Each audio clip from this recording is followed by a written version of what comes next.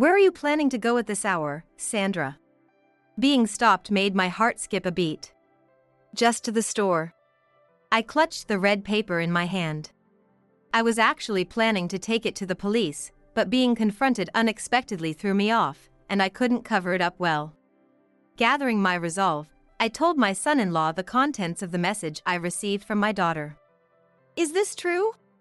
The message from my daughter said her husband was trying to kill her to collect a large insurance payout. Oh, that. Henry, my son-in-law, said nonchalantly, then his expression changed suddenly, and he began to speak. I married your daughter because I heard she got a big settlement from her previous husband when they divorced. But she hasn't given me a penny. So, I changed my strategy. Henry continued talking with a sinister smile, as if he found something amusing. His expression was creepy and terrifying. Didn't you also get a big insurance payout from your late husband? Henry was even targeting the insurance money I received from my late husband.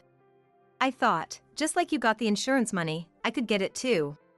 Henry had planned to make my daughter's death look like an accident to collect both her inheritance and life insurance. What a horrifying thing to think!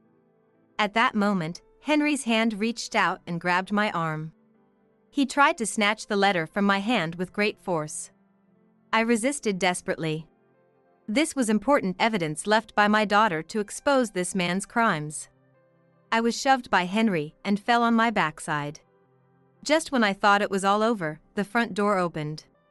This was the beginning of Henry's downfall. My name is Sandra Smith, and I'm a 62-year-old office worker. Though I say office worker, I actually retired once 2 years ago and was rehired as a contract employee. My husband passed away in an accident last year, and my 31-year-old daughter is already married, so now I live alone in the house my husband left behind. I'd be lying if I said I wasn't lonely, but I'm still able to work full-time, and I have a cute grandchild, so I was living a relatively fulfilling life. When my husband passed away, I received a large insurance payout. He had taken out the insurance for the family without us knowing. I saved the important insurance money he left behind for my grandchild Linda's future and my own old age. My daughter Monica remarried 2 years ago, bringing her then 3-year-old child, Linda, with her to her new marriage. Linda was born between Monica and her previous husband. Monica lives with her 5-year-old daughter Linda and her husband Henry, about a 30-minute drive away. Though Linda is a stepchild to Henry, there were no particular problems living together. My grandchild is literally so precious to me that she could do no wrong. Since Monica married Henry, she quit her job to become a full-time housewife, but I'm still healthy, so whenever needed, I took care of Linda or picked her up from kindergarten. I thought I had been supportive. However, at some point, Henry started persistently suggesting we all live together. Monica wants to go back to work soon. Plus, Linda loves Grandma so much. Wouldn't it be nice if we lived together, and you could help out when needed? Every time I saw him, Henry brought up the idea of us living together. Of course, I wanted to live with my daughter and grandchild. But I also wanted to continue working while I could and have the freedom to invite friends over occasionally. If Monica worked full-time, I could only work part-time. Aligning with Linda's kindergarten schedule and living in their house wouldn't allow me to have friends over as freely as I do now. Moreover, Linda was old enough not to need my daily care, and Monica, as a housewife, wasn't overwhelmed by just one child. So, every time Henry brought up the idea, I politely declined, saying, I don't want to be a burden to you. It wasn't a lie that I didn't want to burden the young couple, married for only 3 years. However, if I were to be honest, I didn't like Henry. I have always been frugal, spending money only on necessities and living simply. Henry, on the other hand, was extravagant and a spendthrift, the exact opposite of me. I couldn't imagine living with someone whose values were so different from mine. But Henry kept bringing up the topic of living together. My daughter Monica was also a frugal and unpretentious person. She seemed to have been attracted to Henry, who was the complete opposite of her previous husband. Monica often brought Linda over to my place on my days off. Linda always brought her favorite picture book, and I would read it to her. It was a delightful time spent with my grandchild. Linda, despite having heard the story multiple times, would react with genuine surprise or laughter when I read it to her. For me, watching her various expressions was also a joy. Recently, Linda's favorite stories were folk tales. She often begged me to read them, and she was thrilled when I read with great expression. That day too, Monica and Linda came over, and I was reading a picture book as usual. While Linda seemed to be having fun, Monica looked unwell recently. Looking closely, her cheeks were gaunt and she seemed thinner. Moreover, her clothes were faded and pilling. Even though she was frugal, she looked too shabby. Her hair was long and tied up, but it seemed she hadn't been to a hair salon in a long time. "Are you eating properly? You look like you've lost some weight." When I asked, my daughter just smiled vaguely and said, "I'm fine." "That clothes, even if you're being frugal, shouldn't you throw it away soon? It's time to get a new one." I chose my words carefully. Monica received a settlement when she divorced her previous husband, so even as a housewife, she should have some money to spend freely. Wearing such worn-out clothes might affect Linda. Like feeling embarrassed when picked up from kindergarten. I offered to buy new clothes if she didn't have money, but she refused. "They're not torn yet, so I can wear them a little longer." Feeling something was off with Monica's resigned tone, I remembered the last time I saw Henry. He was dressed in a brand new designer suit. If Monica chooses to wear old clothes, so be it, but I felt uneasy seeing Henry indulging in luxuries while his wife dressed so poorly. Henry was wearing a brand new designer suit. Monica could at least buy some casual clothes. Henry needs it for work. He has to look neat and tidy. I'm a housewife, I don't need new clothes. I asked her more about life with Henry, but Monica evaded my questions, perhaps trying not to worry me. One day at work, I got a rare call from Henry. When I answered, I heard Henry's frantic voice saying, Monica had a car accident while picking up Linda. I hurriedly got permission to leave work and rushed to the hospital. Monica was unconscious and in critical condition. "Monica! What happened?"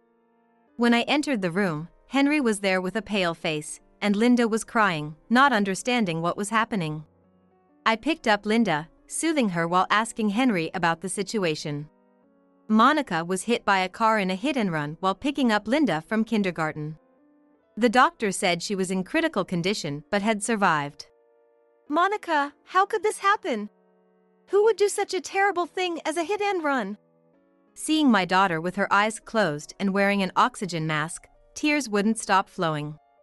Linda, seeing this, used her little towel to wipe my tears. "Thank you, Linda." Linda, who had stopped crying, replied with a newly learned "You're welcome." If Monica couldn't witness her daughter's growth, it would be heartbreaking for her as a mother. I prayed silently, staring at Monica's closed eyes. "So, did they catch the culprit?" "The police said they haven't caught the person yet. But there were witnesses who said the driver was a young woman, not an elderly driver, which is common these days." Henry's voice trailed off, and then he collapsed at my feet. "Henry? Are you okay?" I gently put Linda down and knelt beside Henry. A nurse quickly called a doctor, who treated Henry and let him rest in a bed. The stress from his wife's accident has taken a toll. He should be fine after some rest. The doctor's words surprised me. I was astonished that Henry had such affection for Monica that he collapsed from stress after seeing her condition. For me, this was unexpected. It also made me reconsider my impression of Henry. Seeing Monica in shabby clothes and her frail state, I had partly blamed Henry. But seeing his reaction as Monica's partner made me reflect on my prejudices and negative feelings toward him. I decided that if Monica recovered, I would consider living together with them, as Henry had suggested. When Henry woke up, I took Linda and went to their house with him. Henry apologized, saying, "I'm sorry for all the trouble today," and I responded, "You went through a lot too, Henry. Leave the rest to me and get some rest," and let him rest in the bedroom while I took care of Linda. Still in her kindergarten uniform, I helped her change and gave her something to eat.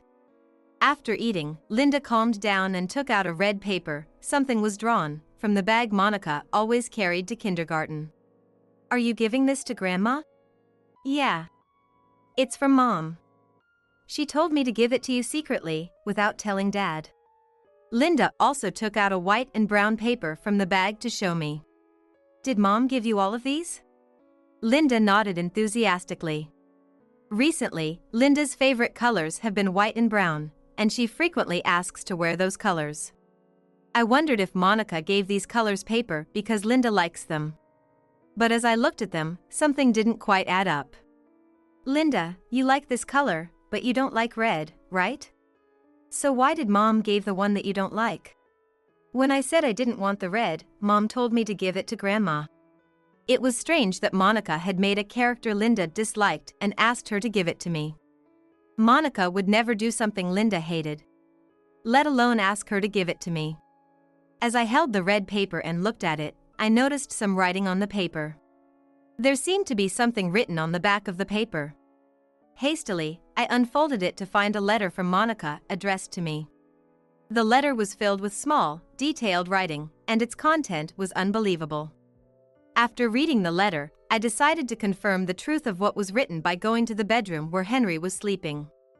Entering the room quietly, I saw that Henry was sound asleep and carefully rolled up the sleeve of his pajamas. And I noticed a cut on his arm. This was the evidence. My suspicions about Henry were confirmed. The letter stated that Monica had been attacked by a knife-wielding assailant a month ago when she went out alone. She had fought back desperately, and in the struggle, the attacker had cut his arm. When the attacker came at her again, he heard people talking and fled, leaving Monica unharmed.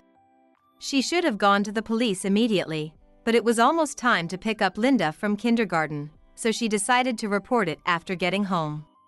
When she returned home with Linda, Henry was already there, even though it was still evening.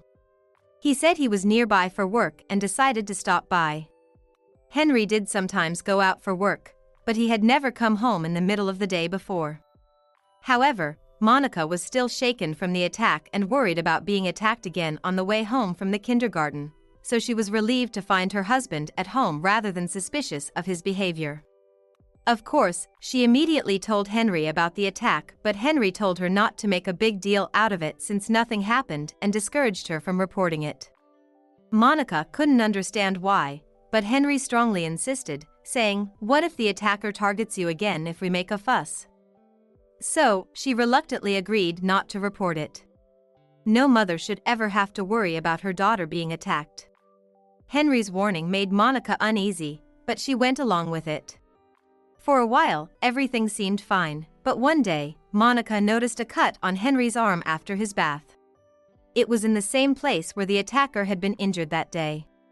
Although she couldn't believe it, suspicion grew within Monica. To clear her doubts, Monica began investigating Henry. After checking his phone, computer, and social media, she confirmed that Henry was having an affair. She then hired a professional to gather concrete evidence. The investigation revealed that Henry's mistress was a woman from his office. Henry had been buying her brand name items, taking her to fancy restaurants, and even traveling with her. Little by little, Henry's earnings weren't enough, and to spend more on his mistress, he kept borrowing money, causing his debt to balloon. Around the time Monica investigated all this, she remembered that a few months ago, Henry had convinced her to take out large life insurance policies on each other. As a housewife, Monica didn't need such a large insurance policy, but Henry had insisted with a plausible argument, and she had reluctantly agreed. Sensing that her life might be in danger, Monica entrusted a letter to Linda addressed to me, in case anything happened. At the end of the letter, she wrote, "If anything happens to me, please take care of Linda." With trembling hands, I put away the letter and waited for Linda to fall asleep before quietly heading out. I planned to take the letter to the police as quickly as possible. As I was about to leave through the front door, my heart skipped a beat when I heard someone call out from behind. "Where are you planning to go at this hour, Sandra?"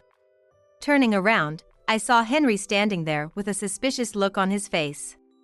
"Just to the store." "Leaving Linda behind? What are you going to buy at this hour?" I couldn't let him know I was going to the police. But I was so shaken that I couldn't think of a good excuse. Well, what was I going to buy? Did Monica tell you something? Caught off guard, I swallowed hard. I looked into Henry's eyes, trying to read what he was thinking, but I couldn't tell.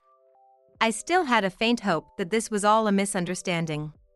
I needed to know the truth. Gathering my resolve, I told Henry that I had received a letter from Monica. Is what's written here true? Oh, that. Henry, with a nonchalant attitude, admitted to the contents of the letter. I married your daughter because I heard she got a large settlement from her previous husband after their divorce. He continued, but she's such a miser, always talking about saving for Linda's future and not spending a dime. She's useless except for the money. By chance, I found the bank she had hidden. But there was less money than I expected. It wasn't enough. Monica had set up a separate account in Linda's name for the settlement money from her ex-husband. And I was keeping the bank card for that account. Henry probably only found Monica's account and didn't know about Linda's account. By the way, I also heard you got a large insurance payout from your late husband. I thought if we lived together, I could borrow from you to pay off my debts. But since you kept refusing to live with us, I had to come up with another plan. He was even after the insurance money I received from my late husband. I thought I could get insurance money just like you did. Henry had planned to make Monica's death look like an accident and collect both her inheritance and life insurance. What a horrifying thing to think! I kept my back to the front door, reaching for the knob to unlock it. Just as the door opened a crack, Henry grabbed my arm. He tried to snatch the letter from me with great force, and I resisted desperately. Ouch! Henry pulled my arm hard, causing me to fall on my backside. The impact caused the letter to fall from my hand, and Henry reached to pick it up. Give it back! Just when I thought all was lost, the door burst open, and the police stormed in. Are you okay? Are you hurt? One officer rushed to my side, helping me to my feet.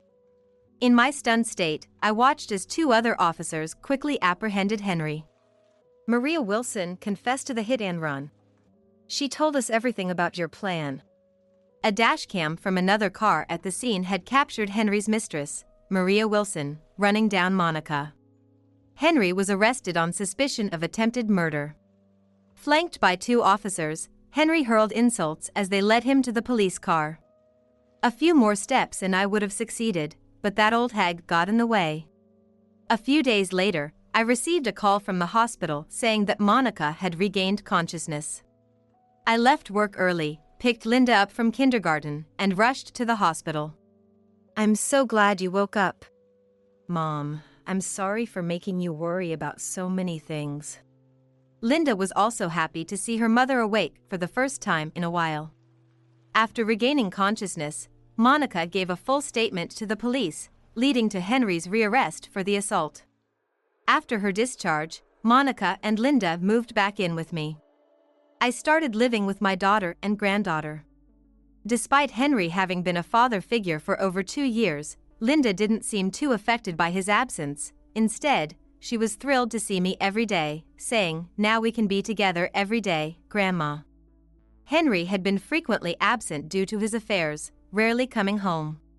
Monica, through her lawyer, sent divorce papers to Henry in jail, successfully finalizing the divorce.